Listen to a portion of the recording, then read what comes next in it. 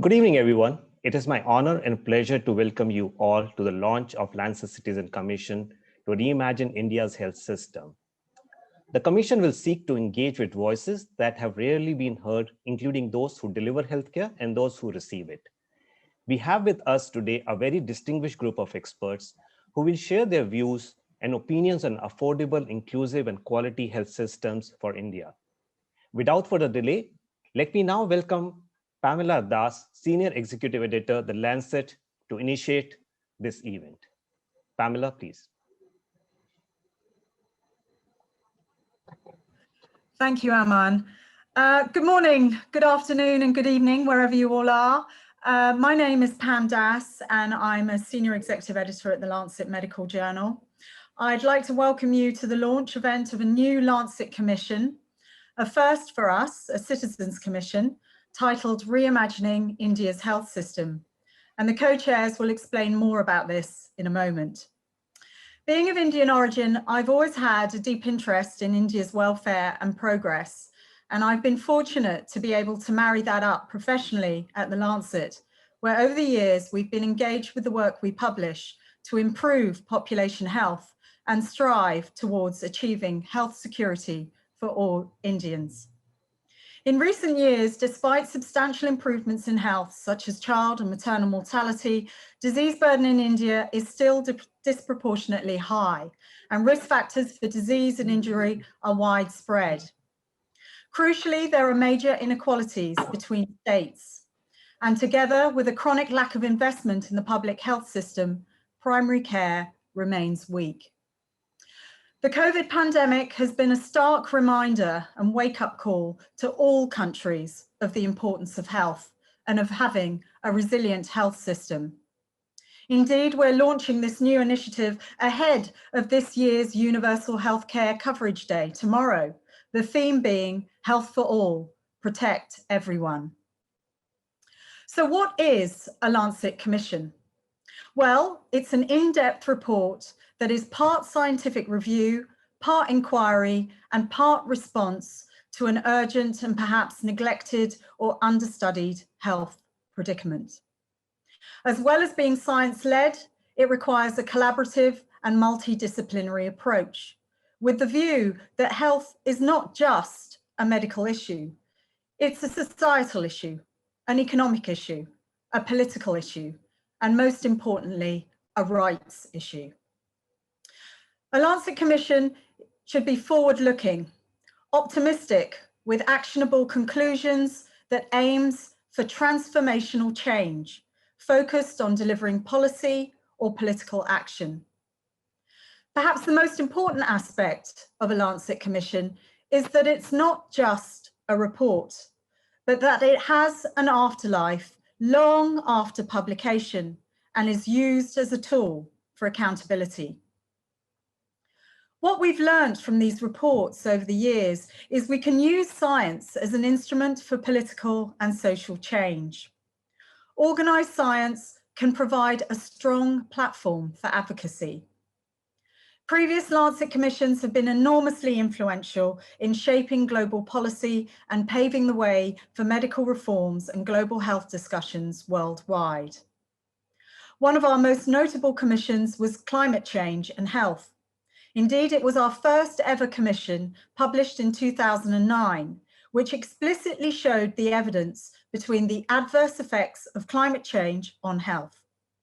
Now, in the last 10 years, that work has catalyzed regional and countrywide reporting and actions and has led to a global process that provides independent assessment of the delivery of commitments made by governments worldwide under the Paris Climate Agreement. That's impact. That is what a Lancet Commission does. So what I tell my authors is that a Lancet Commission is an opportunity to tell their story in the way they want to tell their story about their subject. This is a once in a generation moment for India and the commissioners who have taken this task on board. This is the second countrywide commission we have ever done, and certainly on a population level, the largest and most diverse country we have ever studied in this way. Now, if it succeeds, it could also serve as a model for other countries who have similar health profiles. I'm very excited about this project and the opportunity over the next 2 years to lay out the foundations and actions to reform the health system so that it meets the needs of all Indian citizens. I'd like to hand over now to the co-chair, Tarun Khanna, who is director of the Lakshmi Mittal and Family South Asia Institute at Harvard University, who will tell us about the guiding principles of the Commission. Thank you.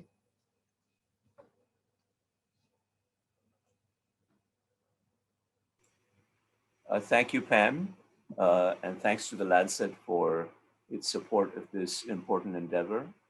I'll just pick up from where Pam left off. I think one of the most important things is that this is a Citizens Commission. As we can see around us, the pandemic has wreaked rather widespread devastation around the world, but certainly in India. And it's exposed a number of schisms and fissures in society that, of course, we've all known have existed for a long time. But it's high time that we all put our shoulders to the proverbial wheel and did something about this. So the harnessing of the efforts of the citizenry in a cooperative fashion is a very important part of what we're after. Let's be clear about what we mean about universal healthcare as a commission. Certainly, we're not just referring to medications and hospitalizations after the fact, if you will. A big focus of what a good health system should do is to balance prevention versus cure. And we need much more attention on the prevention side of things. And of course, a so-called universal healthcare system would not be universal if we didn't think through, as best as we humanly can, how to finance this for all citizens in India. Rich, poor, whatever their status, it doesn't matter. So the financing and the engagement of the citizenry is hugely important to us. We're also very clear that the state has to take the prominent role as the provider, financier, the regulator, and even the steward of healthcare. The rest of us have to support the state. But the state has to learn to work in collaboration with the private sector as well as civil society. And it's an important endeavor for us. To that end, you'll see as we go through this lovely event, and I want to thank all my co-chairs and commissioners for coming together to do this with us. You'll see that we've amassed a very diverse set of commissioners on this Lancet Citizens Commission, drawing from leaders from all walks of society who are connected with healthcare in so many different ways that whose complexity I had not even begun to fathom when we started on this journey. But it's really wonderful to have everybody with us. Lastly, I will say for me, and I'm sure for all my commissioners, this is a moral journey as much as it is an economic journey. I'm a professor of economics and business administration, and I naturally gravitate to the economics. But really, fundamentally, I'm a human being. And this is a moral journey for all of us. We just cannot have a society that's this diverse, as Pam was saying, this large, this vibrant, this important to the rest of the world, that doesn't take care of its citizens. No society has progressed materially without a healthy citizenry. Let me now hand off to Kiran, who is, of course, one of the other co-chairs and an important steward of this commission. Kiran, please. Thank you, Tarun.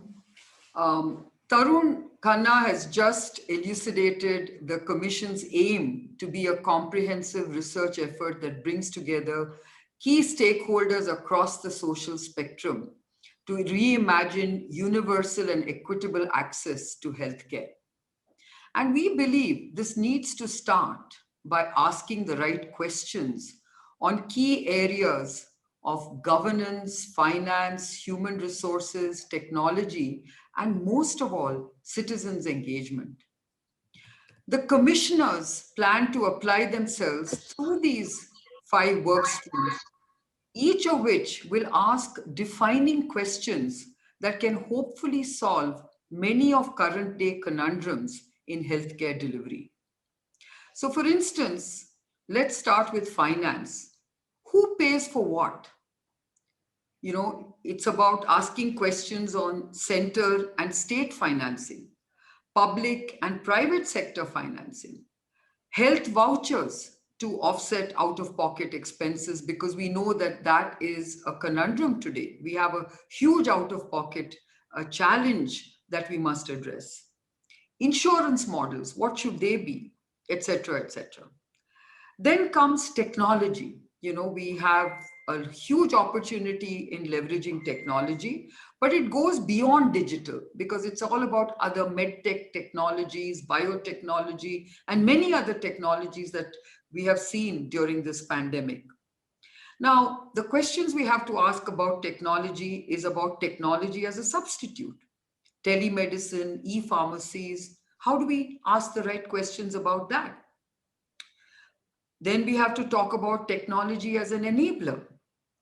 You know, data collection, aggregation of services, etc. And then technology as a barrier, you know, hacking, data privacy, etc. And as an innovator, low-cost therapies and affordable technologies that can deliver quality healthcare, etc., etc. And then it's about human resources and capacity building. You know, we have to ask the questions about training, shortage, distribution of health workers, extent of specialization, etc., etc. How do we make efficient and innovative use of limited resources? And then governance. We want transparency and accountability in everything that we do. So it's about having the right architecture and asking the right questions about this architecture. How do we go about impact and outcome assessment, efficiency and quality, private sector regulations, center versus state versus local initiatives, and how do we govern that? And as I said, the most important aspect of this commission is the citizens' engagement. We want citizens to pull rather than we pushing healthcare services. And in order to do that, we need to conduct surveys to gather insights into experiences and expectations of our citizens. We need to identify and accredit NGOs that can provide last mile healthcare delivery.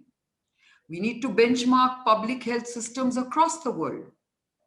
So this commission also hopes to engage very closely with the government's own initiatives in delivering universal healthcare through Ayushman Bharat and its very pragmatic National Digital Health Mission, amongst others. As I mentioned, citizens' engagement is at the heart of all these efforts and will serve as a fulcrum of the work streams to ensure that we have asked the right questions across all socio-economic strata so that we align on the right path to bring out a credible commission at the end of the process. So I hope this gives you some perspective of what we're trying to do, and I will now hand it over to a very important part of this whole program, and that is to Vikram Patel, who will moderate a very, very interesting discussion with some key panelists. Over to you, Vikram. Thank you very much, Kiran. I wanted to first of all start by just acknowledging that we've been having some technical problems, and unfortunately, therefore, the YouTube link has not been working, and I know that there's a lot of individuals who have been trying to connect. So I want to apologize on behalf of the Commission for this rather disappointing situation. Nevertheless, important for me to say is that at this entire launch event is recorded, and hopefully it will be available for everyone to view on the Citizens Commission website. So let me first of all start by acknowledging and thanking our three keynote guest panelists who have joined us today. After this brief introduction that you heard about the vision and organization of this commission from two of our co-chairs, I want to turn to three of India's most accomplished leaders in medicine and public health to really ask about what their hopes are from this commission and how the efforts that the 17 of us who have assembled in this commission can align with and support the nation in realizing universal health coverage. And I'd like to start by asking a question to Dr. Vijay Raghavan, the Chief Scientific Officer to the Government of India. Dr. Vijay Raghavan, as you've heard, one of the major work streams of the Commission relates to the role of science and technology in enabling our journey towards universal health coverage. Given your own leadership in the area of biotechnologies in India, I'd like to ask your views on the role that you think these sorts of technologies, as well as other technologies that Kiran has alluded to, such as digital technologies, might play towards achieving universal health coverage. Thank you very much, Vikram, for having me here. And it's a pleasure to be here with my other panelists and be part of this first discussion at the launch of the Commission. You know, technology and science do play very, very important roles. And I'll come to that, but I'd like to start with a very brief point that how the pandemic in 2020 has highlighted the importance for us to think afresh about what our goals are, our methodology is to achieve health outcomes. Till 2019, we thought we had the problems clearly identified, the answers clearly identified, and the complex solutions were what we needed to grapple with. The pandemic has turned that upside down. Societies which have supposedly excellent healthcare systems are in turmoil, and others which supposedly had rudimentary systems are grappling with the pandemic in perhaps more effective ways. So this brings to light a key issue, which is the time has now come to look not as givers of science and technology and solutions to the disadvantaged, the poor, and we have the answers. If only you would do this or that better, it would all be solved, to a partnership amongst scientists, technologists, economists, politicians, to see how each context can have solutions. Now, coming to your point, therefore, about the role of science and technology. Governments try to lift heavy weights, and that is impossible unless you have the fulcrum of science and technology appropriately positioned. That means science and technology have to be strong, and for each task at hand, it has to be positioned so that the lever of government efforts can lift any weight which is needed. Now, to be sure that the fulcrum is positioned right and it has content is one aspect of strengthening core science and technology. But to make sure that it is positioned in a manner where right weights are pushed, right pressures are pushed by the government, and right weights are lifted in terms of outcomes requires measurement. So science and technology broadly has got two components. I mean, they're all part of science and technology, but really are the technologies of interventions of various kinds, facilitating those interventions, but measuring inputs and outcomes. Unless we measure inputs and outcomes to scale, we will not have a way of deciding what we need to do in each context. Today, technology, both digital and its analysis and through components of what are broadly called loosely AI and machine learning and so on, allow this measurement on different contexts, and therefore those learning data sets, those actual experts interacting are very important for deciding, measuring the kinds of outcomes and interventions. Now, what are the kinds of outcomes and interventions which we need to do in our context? And there too, science and technology is very important across the scale, from the most fundamental to the most applied and coming back. What we all miss as those who want good health outcomes quite often is stating the word evolution every day in the morning when we get up. All of us are products of evolution by natural selection. Therefore, there's much to learn from the entire ecosystem about what to do with humans. And therefore, understanding biology at every level in its complexity, nature and nurture in every organism is amazingly technologically increasingly feasible, as well as looking at the link between organisms and the link between organisms and ecosystem. So this composite One Health view needs to permeate our lives, not just as a mantra of One Health, but stating what evolution is about. When we do that, when we combine, therefore, the deep understanding of biology and evolution, domain expertise in every aspect of health, with the ability to handle big data, then in any context, rich or poor, we can start providing solutions. Now, will those solutions be feasible? Will they be effective? If you're already in a society where there has been substantial legacy and history, trying to implement the best answers will not be feasible. I distinguish between answers and solutions. Answers are easy, solutions are complex and require compromises. Solutions will be difficult to find. You have too many things happening in a society which hasn't been fixed. And these are societies like America, as well as China, as well as India. So it's not something peculiar to India. So how do you fix a system when you have legacy issues? That's the big challenge. That is a challenge of running fast while tying your shoelaces. Now, that too is feasible in today's world by the use to a great extent of science and technology. As long as you measure outcomes and impacts and so on, you can do that.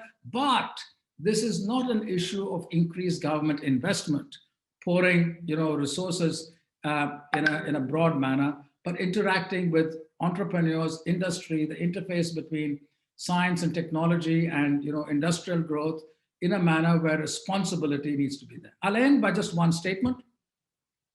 There are 4 pillars which need to be strong, but at the foundation connected. These are the pillars of civil society, industry, government, and science and technology. And these, unless they are interconnected at the root and are equally strong, then we will not be able to build the strong fulcrum. And that's the challenge today. There has been an asymmetry historically in development of these pillars across various societies, including India. That needs to be corrected, and there are ways with science to correct it. Thank you.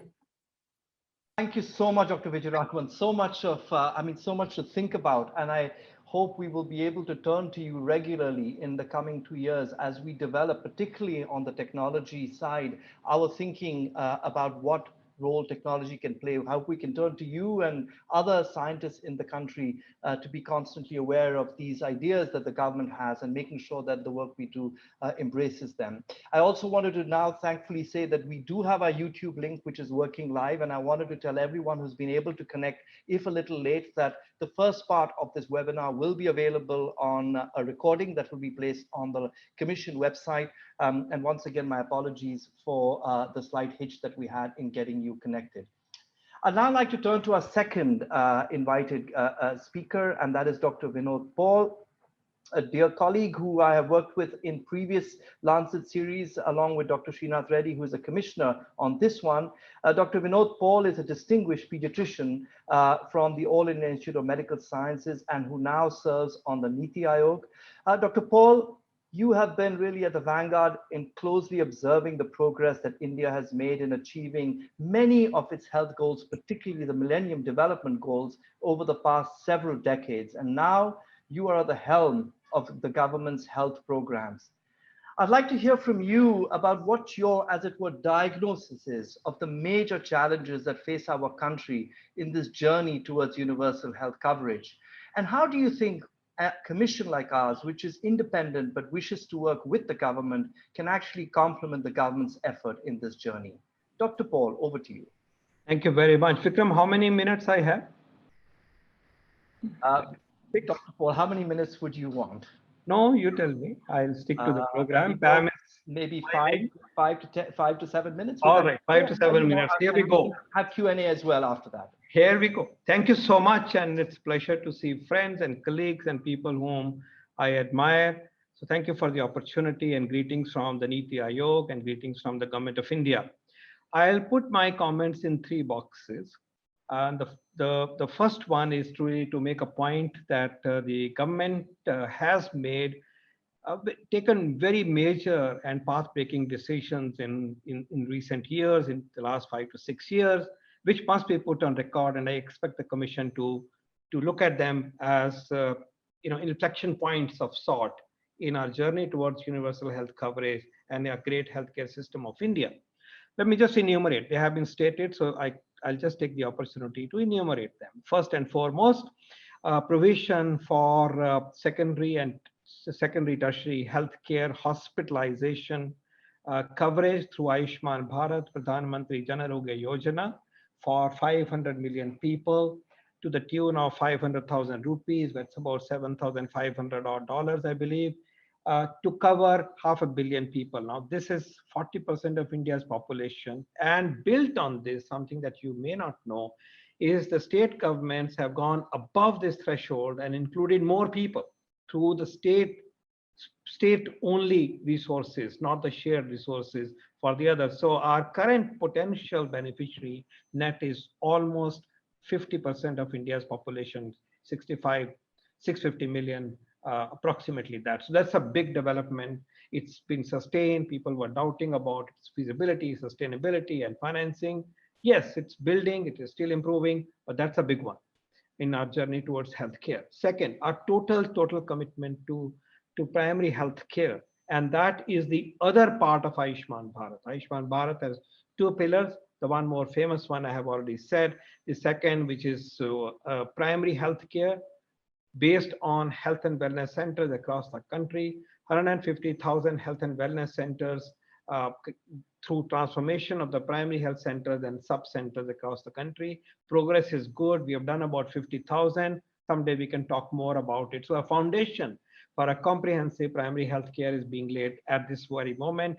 COVID has been a dampener, but nevertheless, the vision has been set. It also, among other things, will have NCDs, but among other things, it will have telemedicine connectivity and so on and so forth. Again, some other day we will talk more about this. Third, in the area of human resources, particularly medical profession and medical education, there have been path-breaking steps taken. We have changed the regulator from an archaic regulator, which was basically an election-based professional regulatory system, to a better organized National Medical Commission. The Medical Council of India is now no more there. It's National Medical Commission. It's a very major reform. The law has been changed, and this is in motion right now.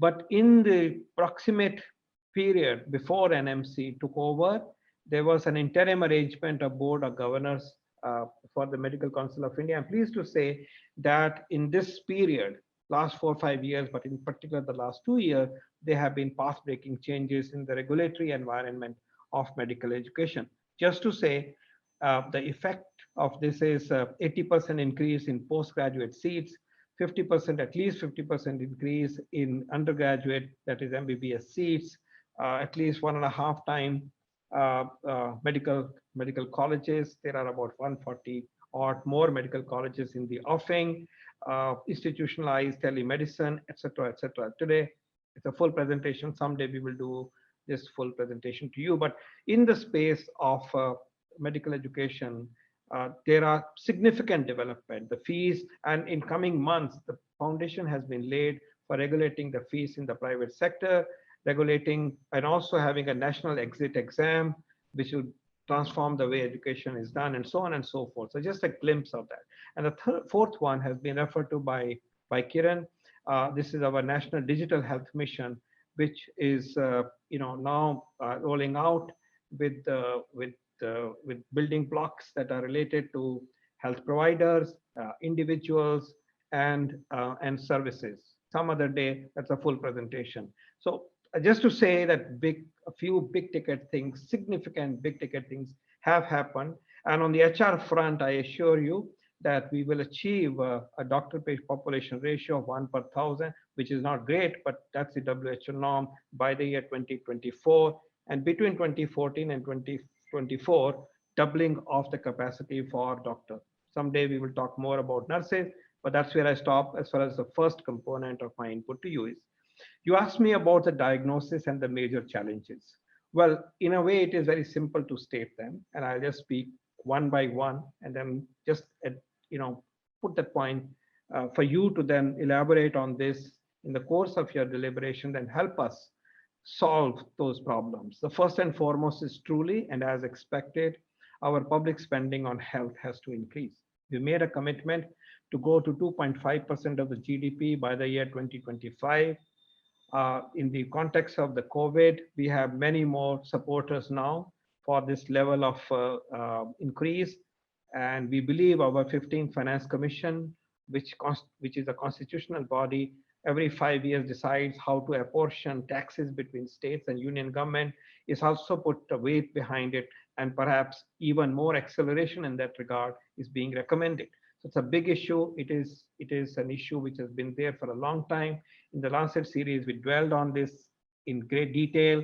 So surely we need to make more progress. We are today at about 1.5% of GDP of the fact. Now, the point that I like you to keep this time around in mind, which we ignored last time, is that the 2/3 of this spending comes from the state governments. 1/3 comes from the union government. So I request you to look at the state participation in public spending, which must be disaggregated. And this must be stated. Our national health policy talks about 8% of the state budget to be invested for health. Doesn't happen. It's stuck at 4.5, typically between 4 to 5%. So this is a trigger for us to take forward. Number 2 is our very chronic and significant problem of human resources. I touched upon some steps that have been taken. We still have a long way to go. And whereas I said that general doctor availability of 1 per 1,000 will be possible by 2024. And if I add the Ayurveda and traditional systems, we already are actually 1.3 to 1.4, except that they have to be aligned to the larger cause in a more effective way. Having said that, our specialist scarcity is huge. And I like this time around Commission to think about that granularity. Typically, we have 20 to 25% of what we should have. So we have the pediatricians that we have today, we need 5 times that number, 4 to 5 times number in specialties. Indian people expect their surgeries to be done, their diabetes to be treated, orthopedic problems to be sorted out. And that has also been unleashed with the Ayushman Bharat, where now such facilities and such treatments are within the realm of the poor people. We cannot do without specialists. I want us to highlight this point very effectively. Time has come that our specialists, overall we have more doctors, but we need optimum number of specialists. And that I think is a huge, big challenge. We can talk about some effort that has been done in this regard, but a lot more needs to be done. And I like us to keep in mind. On some other day, we can talk more about the nursing and paraprofessionals, but here some progress has been made in that regard. We also believe that human resources for health are also a strong and a potentially big source of employment. My third diagnosis is again very self-explanatory, which is the infrastructure. We have just about 1 bed per 1,000 population. We aspire under the national policy to be 2 beds per 100,000. Here, the challenge is how increase in beds happens both in the public sector as well as the private sector. Public sector efforts are on. How can we give impetus to private sector investment in secondary and tertiary healthcare system is a big issue. I think the growth has not been significant in the last few years. We would like to see a very significant impetus to infrastructure creation in health, and your great significant practical ideas from the Commission would be very useful. The fourth, now onward, there are a bunch of 4 ideas, which are, I think, are priorities from my point of view.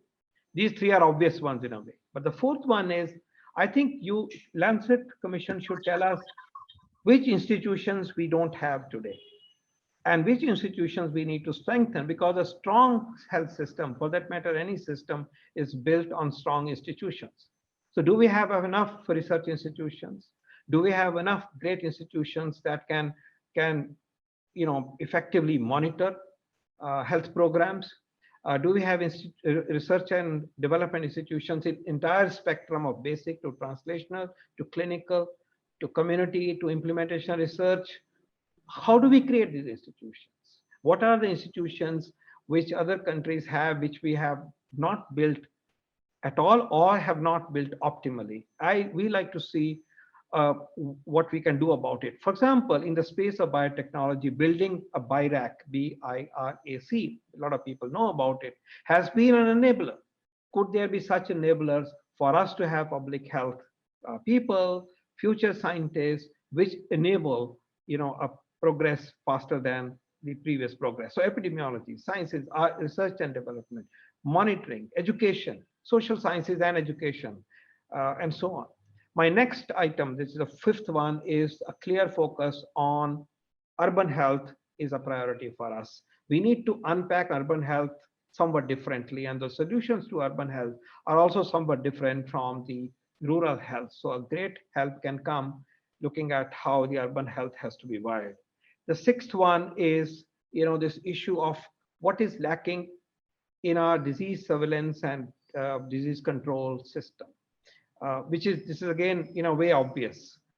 We face this pandemic, we have done reasonably well. We should be prepared even better for the next one. How do we build on the National Centers for Disease Control, which includes not only communicable diseases, but also non-communicable disease platform, which we have really not been able to set up, and we don't have great examples to go by. So such institutions, such systems are a requirement. And then my seventh priority is, and a diagnosis is to run the health system and health institutions, delivery systems, primary healthcare, as well as hospitals, as well as medical colleges for that matter, effectively through managerial excellence. Delivery, executional excellence is required for us to run great hospitals, which are functional, which are modern in their management. Likewise, the primary care.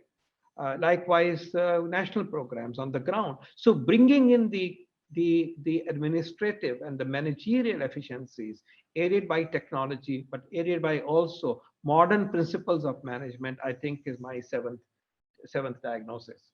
Let me also say the third bucket, the final one, that we have at least two great opportunities. One is our technological base. Science and technology base is huge. And I think also our potential human resource base and our basic education provides us an opportunity. So let's keep in mind huge opportunities. And here it is about IT, it is about things that Kiranji was talking about. So that is a unique opportunity and a unique strength of India. My specifics, general points for you to consider, having some I pointed out, are the following four. One, how do we create a better connect between public and the private sector engagement in all facets? Education, service delivery, secondary tertiary care, research, but particularly in the services, particularly. As I said, infrastructure, today health beds are divided equally between public and private. How can both flourish more? How can particularly there can be more private sector investment? Because in secondary and tertiary space, we think private sector can play a great role, but also a role that they should play to train more people. They don't do it. With 600,000 beds, they give something like 9,000 postgraduates trained every year. On the other side, you train 36,000, if not more. So private sector participation in delivery, in training, and also in other aspects of healthcare system is one I like you to unpack for us. And you have great team here who can give these ideas. Number two, think about the responsibilities of the state. Let's not have a monolithic recommendation, do this, because it's a federal system. And the health is a state subject. Medical education is a state subject in terms of implementation. Medical education regulation is by the center. So essentially, there is a huge, in fact, predominant action is in the state. And we need to look at state involvement, state's responsibility, which is non-homogeneous as you would expect in a country which has more than 30 states. I like us to keep that in mind. And here, I think the 15th Finance Commission report, which is this time health focused, will be extremely handy to you because they are looked at that aspect quite deeply. The last one is the issue of, well, I've forgotten now. I may come back. So these two, and the last one I repeated is the institutions part we would like to see from the commission. Probably I missed one point in taking cues when you were talking, but I'll come back if it comes back to my mind. So think about public and private. With Ayushman Bharat, India has actually one system because we have found a way to connect all of us and work together. How can we do much more in this regard? And also the state's responsibility. These are my general 2 points. Thank you so very much for the opportunity. Thank you. Thank you very much, Dr. Paul, for joining us. And I hope that you will stay. Maybe there will be some opportunity for Q&A where you can also address some of the missing points that you were thinking about. I'd like to turn now to our final invited panelist, and that's Dr. Samia Swaminathan. I'm hoping Dr. Swaminathan has connected. Dr. Samia Swaminathan, of course, is a distinguished Indian scientist who was previously the Director General of the Indian Council for Medical Research and is now serving as the Chief Scientist of the World Health Organization. And she's a renowned TB physician herself. But Dr. Swaminathan, my question to you is, universal health coverage has been one of the long-standing targets of the World Health Organization, and indeed is one of the targets of the UN's Sustainable Development Goal number 3. In what way can the global knowledge of country experiences contribute to the Commission's efforts and to India's journey towards universal health coverage? Dr. Swaminathan. Thank you, Vikram, and greetings to all the commissioners that I see on the screen, all good friends. And it's been wonderful listening both to Dr. Vijay Raghavan and Dr. Paul, so I don't want to repeat any of what they've said. Certainly from, sitting at the WHO, one gets an opportunity to observe what different countries are doing, and also to get a feel, for the comparative strengths and weaknesses of different approaches and different systems. But having said that, I think India is such a big country on its own, and we heard about the federal structure. We've had states actually doing innovations, making progress where other states have not. I think we should not only look outside India, but we should be looking at best practices within India. And we know that some states have achieved health indicators way above some other states. So I think that's there are lots of learnings within the country as well. And I really like the concept of the National Health Mission, their meetings that they have on a regular basis, where they share these stories of innovation with the National Health NHM managers come there and they exchange these ideas. I've been to 1 or 2 of those and I found them very stimulating. I'm not sure if they actually result in a scaling of those best practices and innovations. I think I'd like to touch on a few key issues from the way I see it. I think the first one is really data. It all boils down to ultimately the quality of data that one has. And because without that, you have no idea of where you are and what the benchmark is and what bigger gap is that you're trying to get to. So I really think that the first thing to do is really look at what the gaps are in terms of our indicators. We have the NFHS, we have a few other surveys that go on. Then we of course have the global burden of disease. However, that kind of modeling is of no use unless you have the raw actual data available from the ground, because otherwise if a lot of it is just going to be imputed, then that's not so accurate. Now, when I joined the WHO, our goal was really to look at how to measure UHC coverage. And the index that's now used is an index that was developed several years ago and accepted by the UN Statistical Commission. And unfortunately, that's what we are stuck with, which looks at something like 14 indicators. And these are mostly around communicable diseases, maternal and child health, and basically focused on process indicators. And what we wanted to do was to measure UHC by looking at health outcomes and impact. So rather than measuring whether ORS is being distributed in healthcare centers as a good indicator of the management of childhood diarrhea, let's look at mortality incidence ratio for diarrhea. if 1,000 children get diarrhea, how many survive? And that's where you start seeing the differences between countries with good health systems and not so good health systems. The number of packets of ORS lying in a primary healthcare center is of no value if children continue to die of diarrhea. So I think India could innovate in the measurement system and really move ahead. WHO has done quite a lot of work on this, quite a lot of thinking that we put into this. And we have a proposed new UHC coverage index, which will basically tell us not only about, as I said, the inputs and the processes and just the outputs, but rather going further down the value chain, looking at health impacts. And you could then also measure things across preventive health, health promotion, looking at things like tobacco interventions or air pollution interventions. And then you, of course, look at the health service delivery packages. And then you look at rehabilitation and palliation. On a similar vein, we need a good vital registration system. The CRVS system in India, today we have something like 20% or less of deaths being certified by a medical doctor.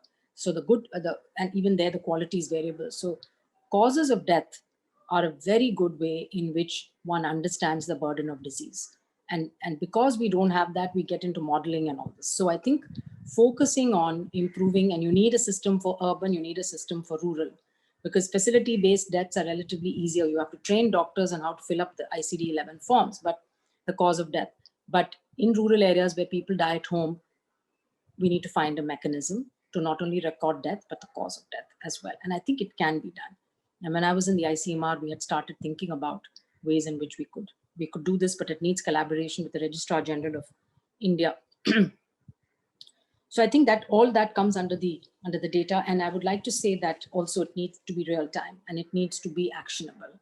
So there's no point having a report which comes out 3 years after the data has been collected and then another 3 years to act on. What we need is real-time data, which people at that level, at the primary healthcare center level or even lower down, can see and act upon. Anganwadi centers, ANMs, ASHAs, they all need feedback on how they're performing or how their area is performing, what the indicators are, where they need to focus and improve. I think that's how we're going to improve the quality of care. So that I think one whole package to look at is data. The second one, which is related, is equity. I think it's clear, and we don't need to debate about this. System is clearly inequitable, not just in India, but in many countries around the world. You look at health indicators of the poorest quintile and the richest quintile, and you see clear differences, even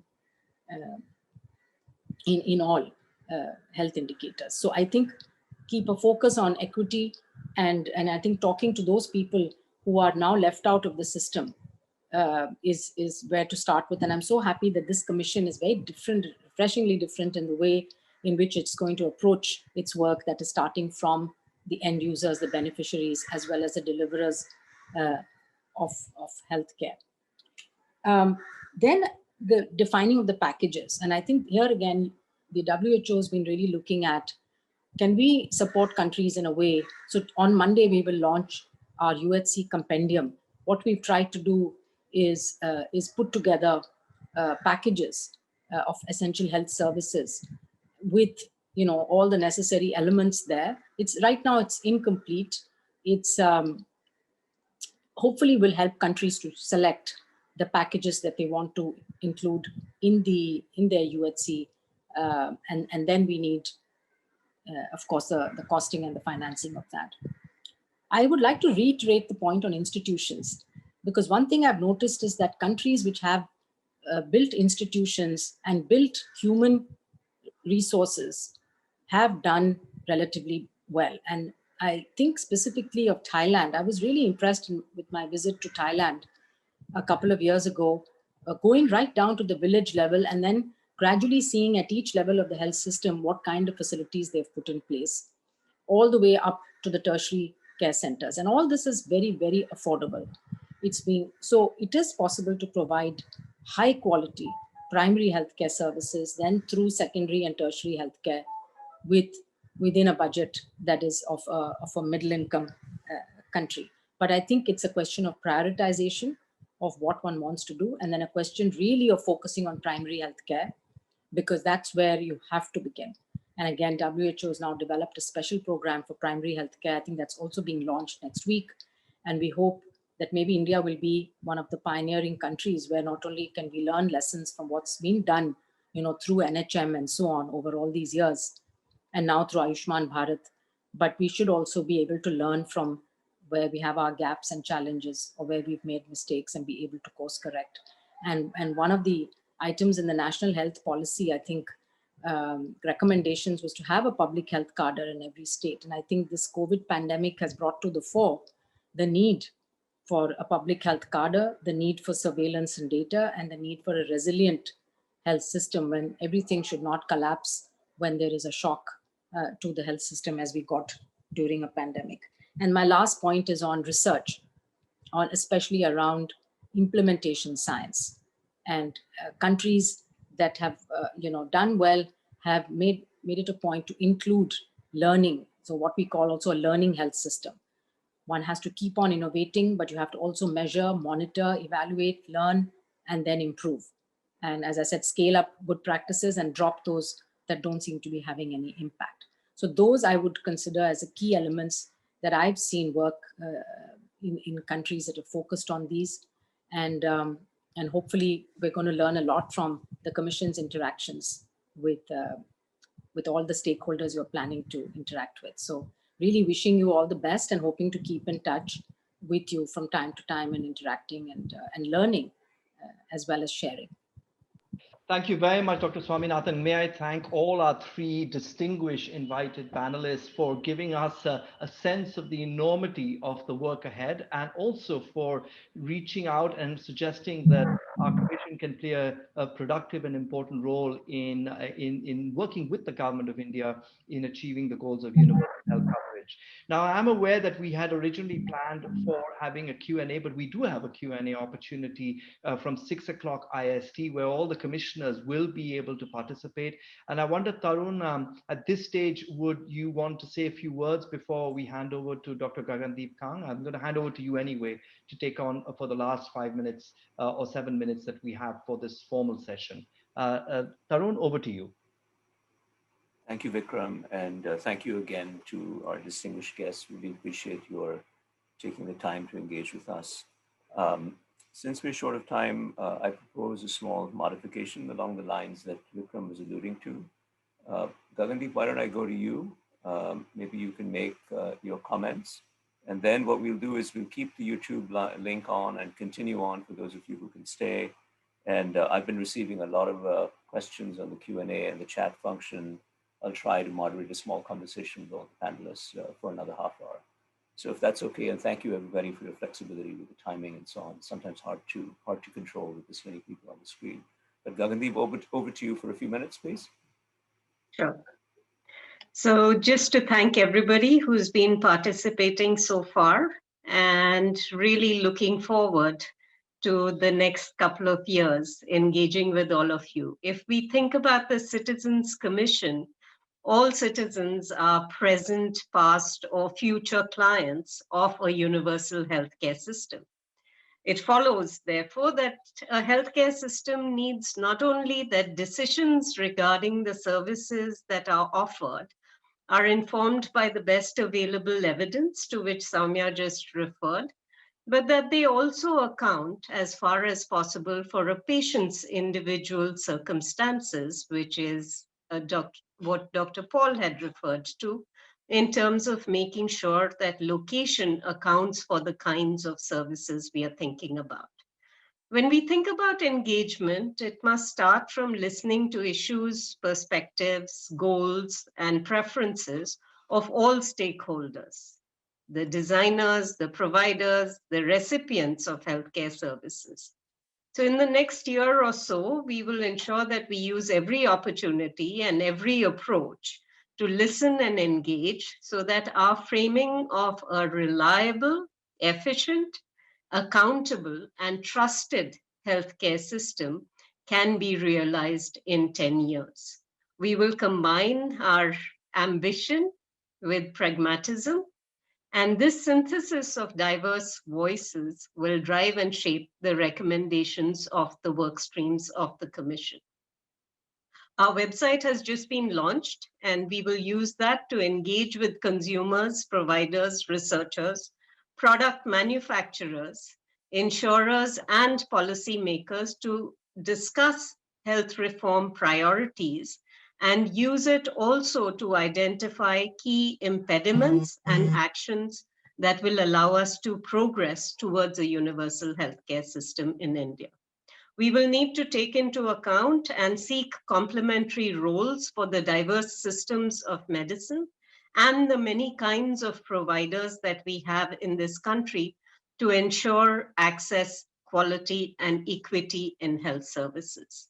We firmly believe that the future prosperity of India is fundamentally tied to the health of its citizens and their ability to lead a full and productive life. This is aspirational, of course, but if we have no ambition in setting our goals, what will we change? We invite each of you to join us in this difficult but very worthwhile endeavor.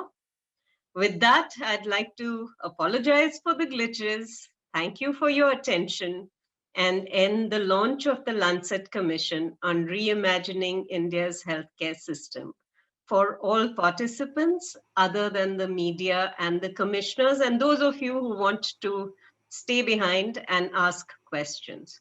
So for those of you who would like to leave now, this is the right time, and we will wait a minute and then be available for the next half hour to address any questions you might have. Thank you very much. Jai Hind. Thank you, Gagandeep. I'm going to look to our technical moderators. Can we, should we just move seamlessly into a Q&A? Yes, we can continue. Okay, thank you very much. So I'm going to dive right into it in the interest of time. We have 30 minutes, 32 minutes by my reckoning.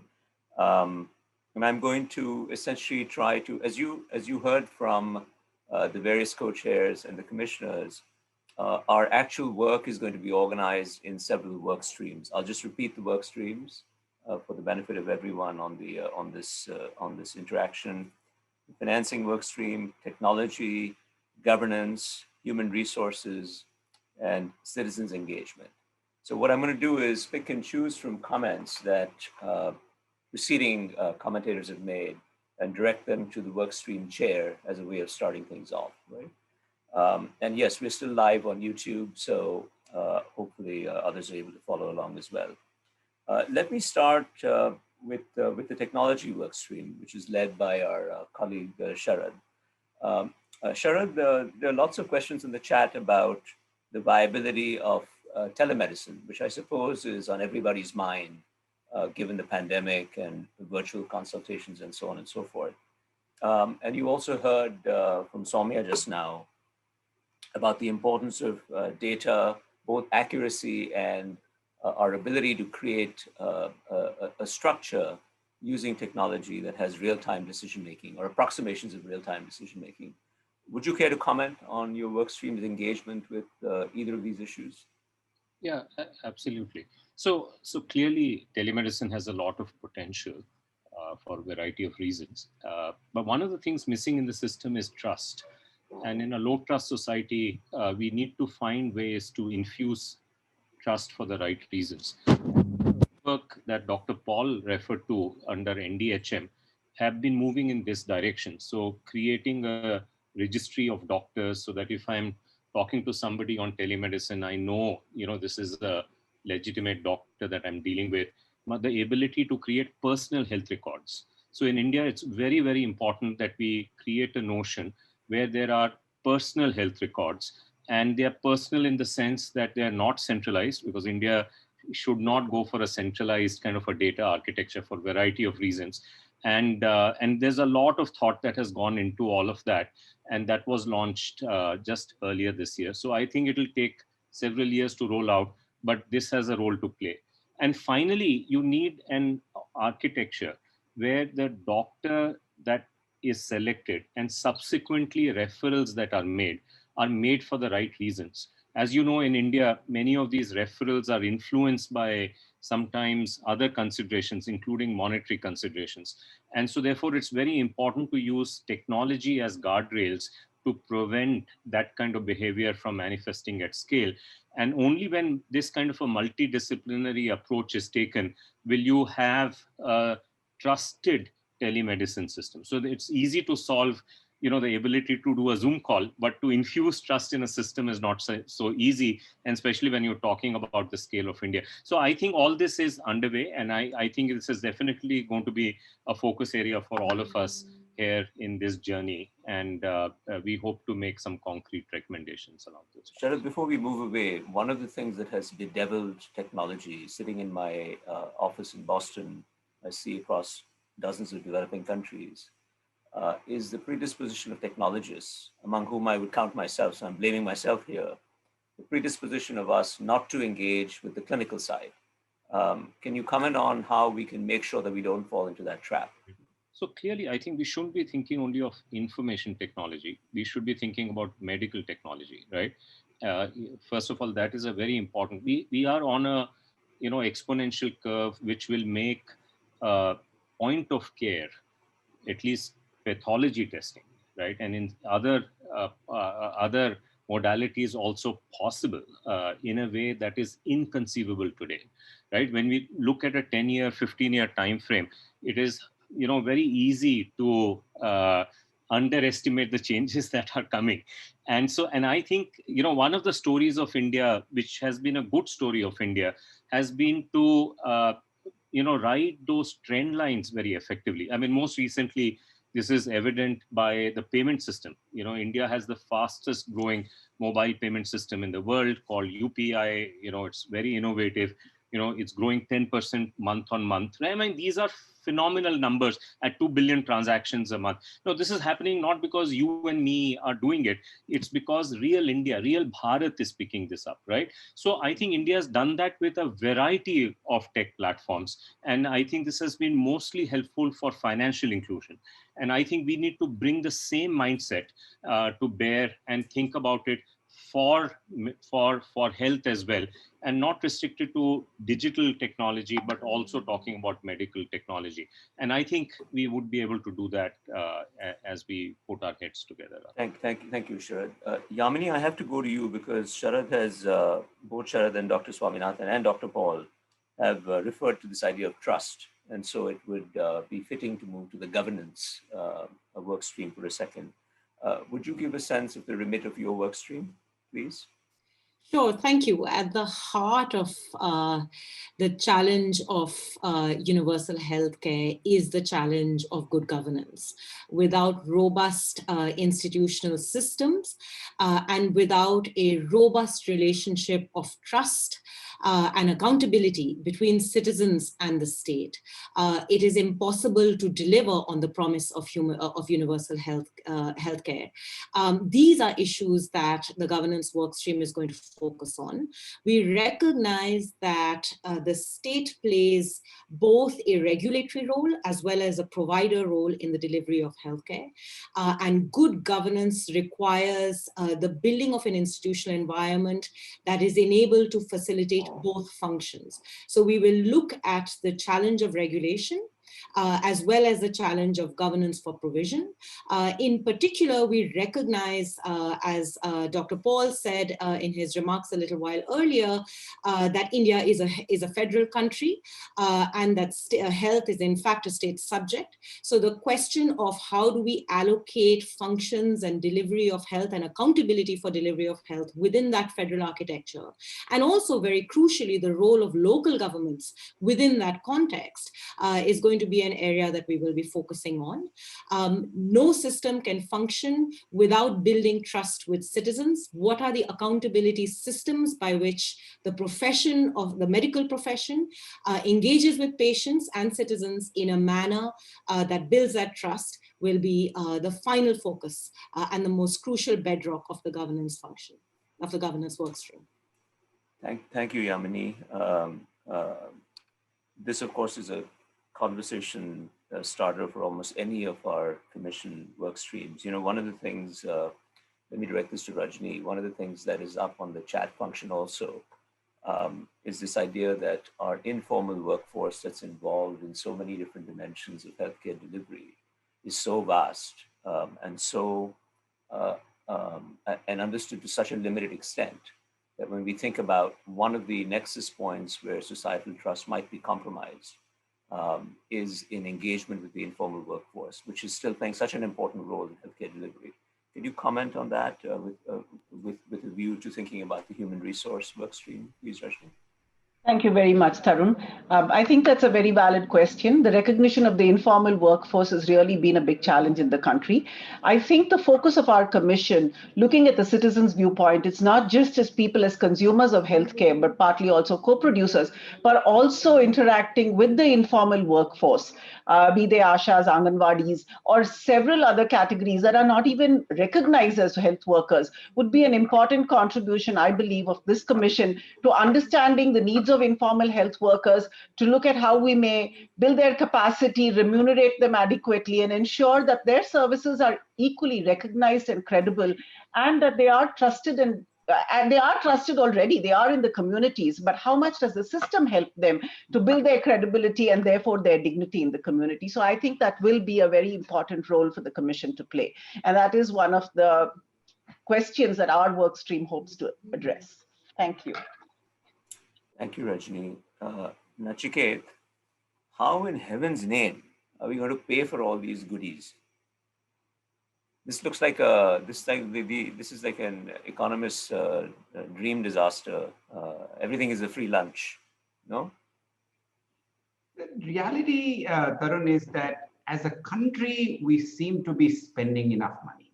The challenge is not so much aggregate expenditure. I mean, we could always do better. 4%, somebody could argue 6%. You know, there's a debate around what is the exact number, but that's not our most significant problem. There are two significant problems we have, which we hope to get into in more detail. One is what Dr. Paul pointed out, that state governments are the principal financiers of government-owned health systems, not the central government. How can we work with the state governments, or at least build a case?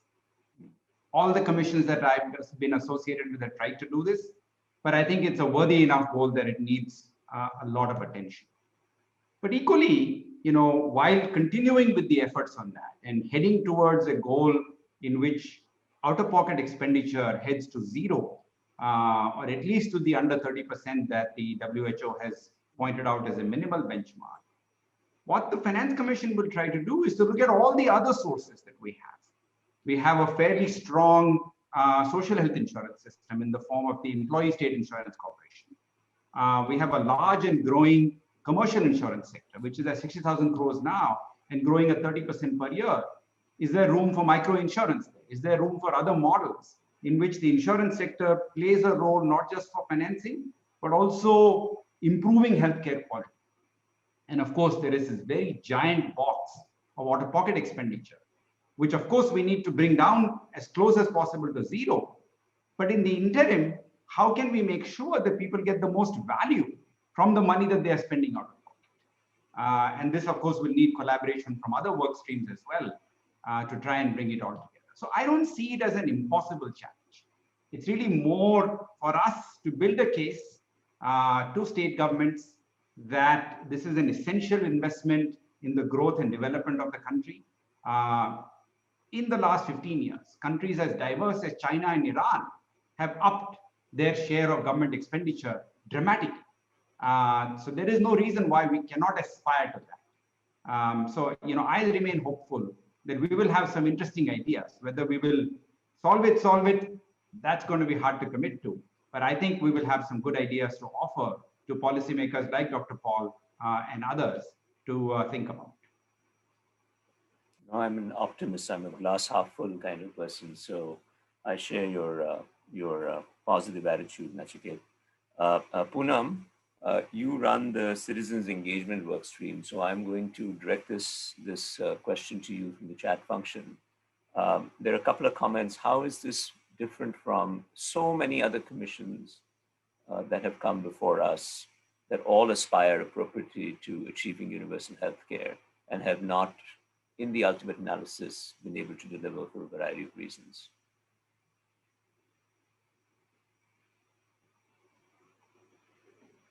I don't see Poonam on the screen. Is Poonam here? Otherwise, I could request maybe Mirai to take that on the citizens engagement work stream. Maybe Poonam has connection issues. Sure. Mirai, sure. Thanks, Tarun. You're right. There have been several other commissions who have contributed very significantly, but I think the way this is different is that we are going to actually reach out to citizens of our country from all walks of life. We are going to be very cautious about including different geographies. You had mentioned informal workers. There are 500 million informal workers in this country, and a large section of them are women whose voices we rarely hear. So I think the way this commission is different, it is that we will be giving voice to the voiceless. Those who normally, whose voice we don't hear, we will hear.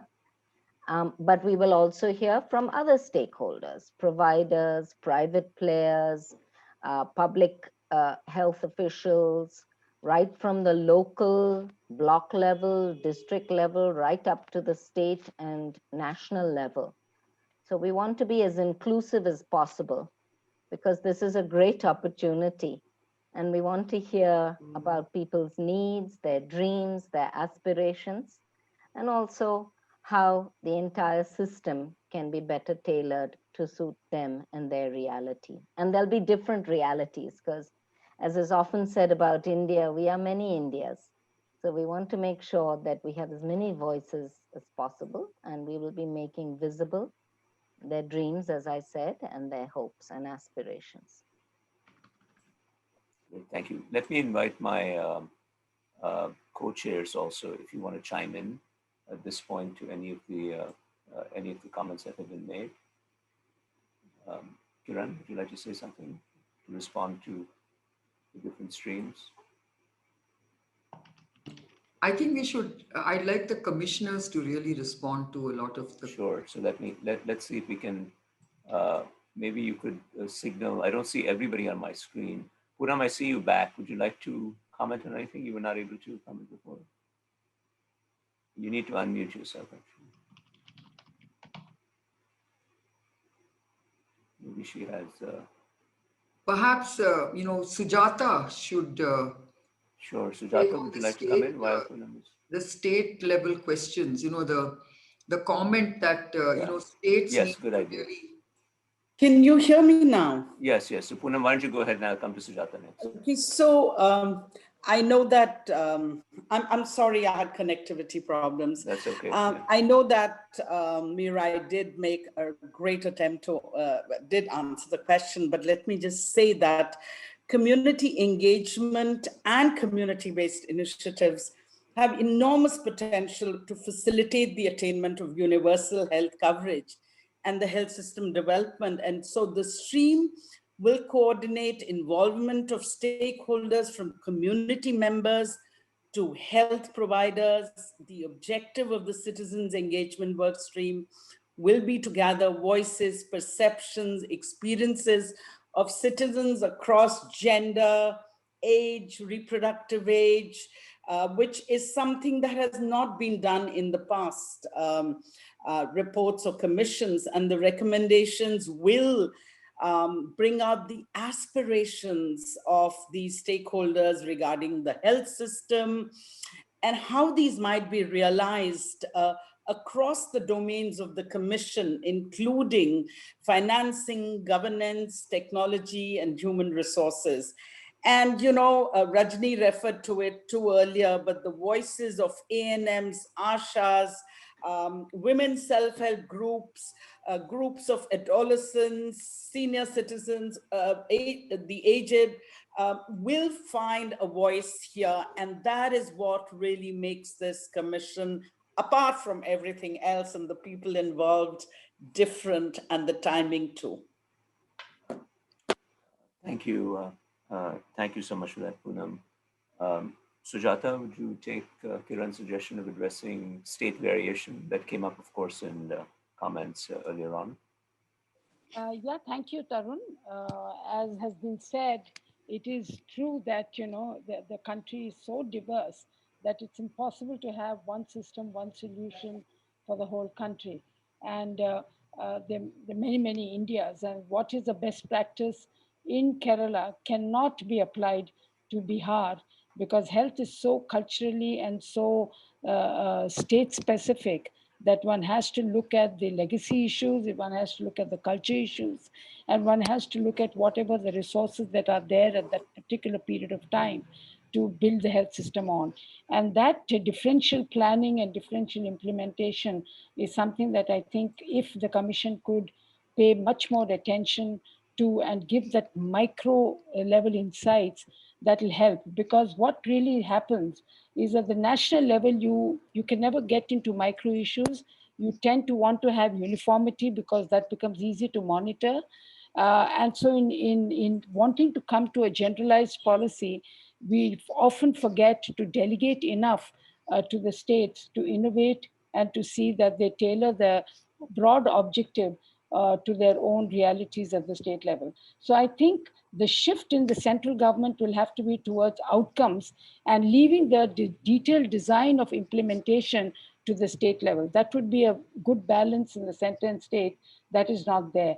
And the second point, of course, is going to be very fundamental, which Nachiket has referred to, is how to mobilize the resources at the state level. It's getting close, it is getting very, very tight at the state levels because of the liquidity issues. So I think the federal principles are very, very critical, and we need to examine the trade-offs that are there between getting, maintaining the quality of the outcome, while at the same time giving room for local innovation and local ways of implementing the design issues. Thank you, Sujata. I see a comment in the chat from our colleague Bhushan. Bhushan, would you like to comment on the role of Ayush workers, which of course we all know is so important across the country, and how it interfaces with the rest of the medical system, please? Yeah. Thanks, Tarun. I think reimagining India's health system requires really sincere inclusion of Ayush systems as well, because they are part of the reality. And the vision for New India as well as Atmanirbhar Bharat, it subsumes healthy India with its own culture, tradition, coupled with strengths in science, innovation, and technology. And the kind of a transition from current pathy-based curative approach to person and people-centric holistic healthcare will also have to be considered, with focus more on health and care, not healthcare bringing only disease and cure component in it, but focus more on primary and social determinants of health, focus more on nutrition, behavior, and mental health, and focus more on primary care, family care, preventive care, community empowerment, and your health in your hand kind of idea. How can we really empower family, community to take care of their own regular requirements with help of traditional knowledge systems, and focus more on wellness and concept of swasthya. This all reimagining integrated public health system for India, which is strongly based on science and technology as well. So this is what the ideas I would like to bring in the report. Thank you, Tarun, for this opportunity. Thank you, Bhushan. We're pleased to have you. One of the comments that came up both in Vijay Raghavan's commentary and in Vinod Paul's commentary was this issue of how will the health system, how should we design the system, how should we think about designing the health system differently for urban versus rural areas. And I wondered if is Srinath still on? And Tarun, there is a very interesting question for Srinath, which is really about the number of public health, schools that we have, and how do we better use them? Srinath, are you on? Would you like to comment? So I'm on, Tarun. I'm on. Please go ahead. So Nice which one do you want me to answer first? The urban health one? I want you to answer my question first, and then, because I was first, and then Kiran's after that. But go ahead on both, please. Right. Well, I think obviously, as Vinod said in his remarks, urban health requires a different type of architecture. But that doesn't mean that primary health care in urban health is unimportant, because far too often we have assumed that there are enough number of hospitals and nursing homes and doctors to take care of the problems, whereas the comprehensive primary health care needs have been largely neglected. And that's true of especially of urban slums, but even of others as well. Therefore, developing community health centers in urban areas is important. You may not get into the classical sub-center, primary health center, community health center mode, but establishing some frontline centers is going to be important, whether it's the Mohalla clinic model in Delhi or others. But the more important thing, apart from that, is establishing a great deal of connectivity at each level of care and between the levels of care. In terms of, we need horizontal networks as well as vertical networks. Horizontal networks of care providers at primary, secondary, and tertiary care levels, because you have a number of individual nursing homes and private practitioners at each level, primary and secondary, but also large hospitals. So how do we actually establish these networks, but with the government and the public sector very clearly delineating the responsibilities and accountability mechanisms? And how do we make the best use of that? The second element is a much stronger and currently lacking citizen engagement. You do not see much of urban resident welfare associations or citizen volunteers working as much in urban areas as needed. And Iran has some excellent models of urban primary health care in which citizen groups who are trained actually conduct a very good urban health program. And these are some of the things that we may wish to learn from. But urban health, I think, requires a slightly different architecture, but still primary health care has to be given the primacy even there. Coming to the question of multiple schools of public health, yes, there are many schools that have come up, but we need for much greater standardization of curriculum. And while some of the schools may actually have specificities which are particularly relevant to their area of operation, overall competencies must be clearly defined. And I think a good deal of knowledge sharing between the schools would be important. But currently we have no accreditation system in India. If all the schools can join together and establish an independent accreditation system with quality standards, that will be very helpful indeed. Thank you, Srinath, for addressing both those very important issues. I wanted to turn to maybe Yogesh. Are you still on the call? Can you comment on, from your vantage point, about the engagement with civil society and community health to any of the work streams? I know you're involved with technology and the human resource work stream. Yeah, I'm looking forward to working in this commission to be able to address more social and economic issues, which I find not really being said so much as of now. Yes, Dr. Samia Swaminathan did mention about inequity as determining things. I think part of the problem of the injustice that we have due to the raging inequality, and particularly when I talk about the people who are the indigenous communities or the Dalits, how do we ensure that those things are looked after? How we use the technology as an enabler rather than as a disabler, or having our methods of financing which don't protect the people who are unjustly deprived, is what I'm still interested in finding out. And that would be also expressing itself in when we talk about the citizens' perspective. I would like to get that onto the board. Very much. No, I think, as you recall, in my very first sentence, I started off by saying that COVID has exposed all the dramatic fissures and schisms in society. So that is, your concern is absolutely front and center on all these issues. Armida, Dr. Fernandez, would you like to comment on the same issue on community health and your perspective as a practitioner as well? I think for the first time, someone said that, people must be aware that health is important. When we work in across the urban area, that's where my expertise is. Health is not a priority, but COVID has taught the people that health is a priority and they can start thinking about health.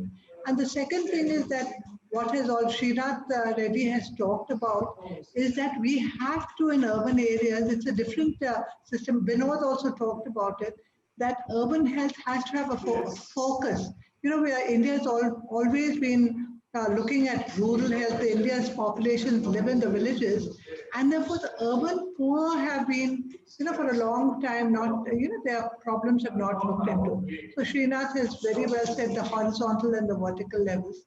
And this is what we need to. And the third point I want to make is that primary health, promotive and primary health is extremely important.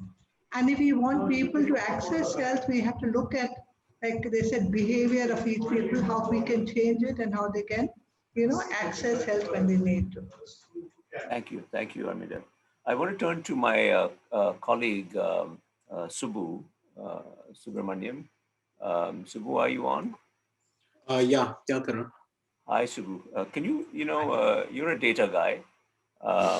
There were lots of people who spoke about the importance of sanctity of data, timely availability of data, representative samples, all these wonderful things that statisticians love to engage in. Would you want to comment from your expertise, and also the idea of us as a commission very much wanting to engage with the research community in India, around the world, as seems appropriate, because we need to draw on so many different expertise pools for this commission's work to come together. Please go ahead, Subbu. Yeah, as we have discussed within the commission, I think the data science and the role of data, both the quantity and quality, is going to be a cross-cutting theme. And I was very pleased to hear Dr. Samia Swaminathan underscore that issue of both what part of the data is more systematic, like, it's ingrained in the institution, especially underscoring some perhaps old school topics like, registrations and things like that. But then also bringing in the more new kind of the big data part, which I think will play a huge role in our citizens facilitating that aspect of the kind of engagement with the citizen groups. So I think for clearly it's a challenge. There is data, but yet there is not the kinds of data that we want. So it's almost like, sometimes I feel there's an abundance of data, but on certain critical things. So both identifying like, the purpose of this data, which groups are missed out, and bringing that group into the fold, for which kind of stakeholders we actually don't have data, or data has not been revealed to them in a very engaging way. So those are some of the aspects I think I feel that this commission has a huge opportunity to contribute, including at a very broad level, as Dr. Paul highlighted. I think we have an opportunity here to provide a data science architecture, or at least sort of start, because India collects lots of data. It's just across the spectrum, from surveys to the censuses. So I feel like even conceptualizing a kind of what kind of a data science infrastructure and architecture would be helpful, would be a huge contribution from our side to the country. Thank you, Tarun. Thank you, Subbu. I'm seeing a couple of questions from folks, our colleagues in the press, asking about how will the commission sequence its work? Will there just be one final report on August 15th, 2022? Our intention is for the work streams to proceed in a decentralized manner, and then for the commission co-chairs to coordinate across the work streams. But you will likely see a stream of output as we go along by each of the work streams.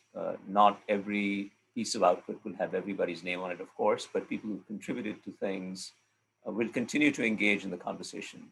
And it's very important for me to say that the government of India has been really spectacular in offering multiple liaison points with us, which of course is going to be very important because, as I said at the outset, the state is the provider, financier, the regulator, and the steward for the healthcare system.